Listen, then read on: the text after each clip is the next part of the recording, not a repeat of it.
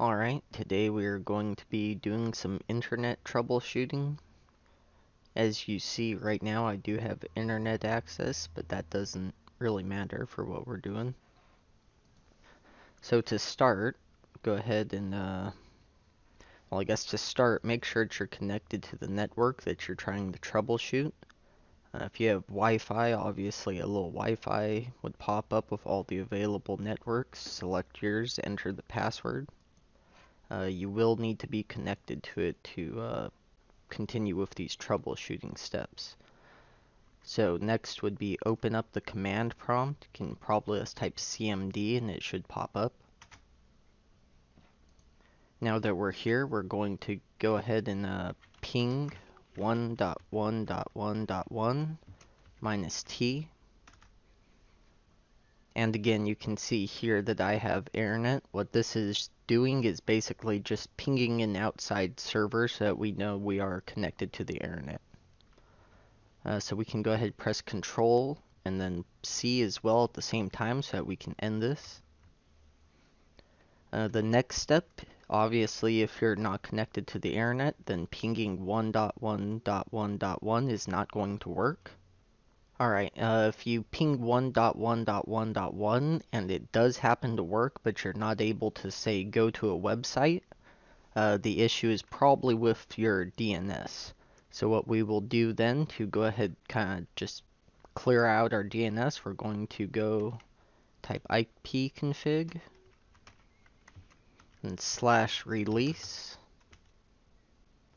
That went ahead and cleared out our default gateway. Now we will do ipconfig /renew.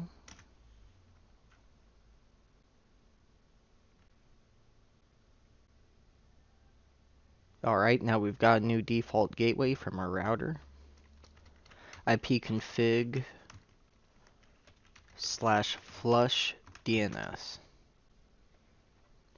Alright, so we went ahead, flushed our DNS, we released our DHCP, and we as well renewed it. When you renew the DHCP, you should be able to get a new default gateway.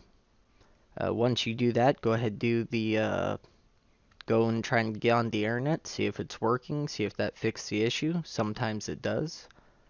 If it is not working, then we will continue to troubleshoot it. Go ahead, do ipconfig. And then you see here down at the bottom, we should have a default gateway.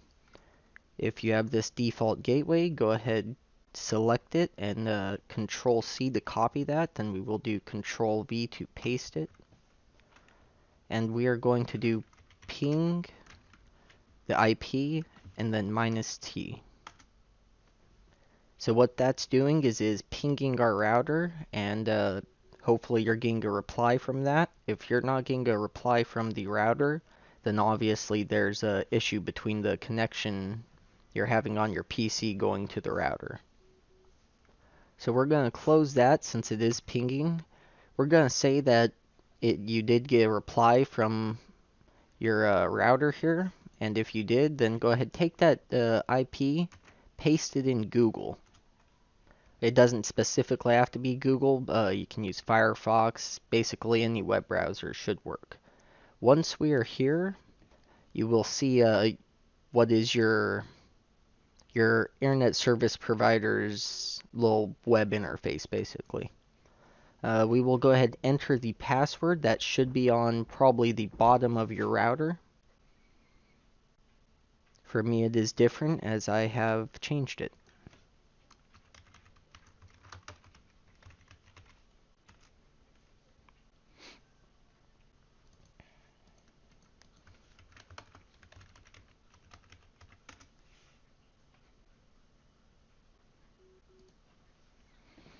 Alright, once you are logged in, you can just see a few different things. Every one of these is going to be different. We're going to go to our status here. Hopefully you have something similar to status. And you can see here our broadband is connected, so we are connected to the internet, and we are connected to the internet service provider as well. If your router's not connected to that, then you may have to call them up and try and troubleshoot with them. Another thing you can do if your router is not connected and you're not getting a reply from your ping, then you could try and make sure the cables in the router are plugged in nice and firmly, and you can power cycle the router as well. Either unplug the power from the router or unplug the power from the wall. Just wait 15-30 seconds, you don't have to really wait that long, and then plug it back in. An additional step, you could go ahead and reset the router. There should be a button on probably the back of the router. You should be able to just hold that down. Some are a bit more specific. If it's not resetting, then you can go ahead and look up the model, say Linksys router, how to reset, on Google or something. And that should give you the corresponding steps so that you can go ahead and reset that. If you are resetting your router, you should be fine. However, some instances, like say I'm using a MikroTik router and that is using a special custom configuration, if I reset that, then I would not have that configuration and it would not connect to the internet. So that is something to be aware of. Again, if you're just using a router given to you by your internet service provider, then it should be a default configuration already, and resetting it should not cause much harm. It will probably reset the Wi-Fi username and password though. If it does reset the username and password, obviously you can use the default username and password to get back in, and then you would go, say, somewhere like Home. That should have quite a few different settings for you to edit, or say with my internet service provider, it has wireless setup. And then you just go here, select your internet names, and select your password, default kind of settings. Most things should be good to go. The security, WPA2, that's fine. You do want to have that on. It's probably not going to be off though. All these default settings should be good to go if you reset it. Um, I think that's about it. Yeah, that's about it. If none of those steps work for you, then yeah, the next step I'd say is probably calling your internet service provider.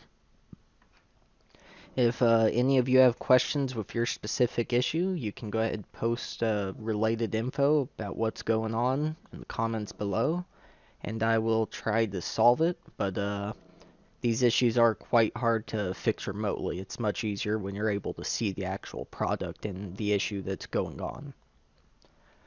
So hopefully you all enjoy the video. Make sure to like, subscribe, and yeah, comment if you have any issues. I'll try and help you out.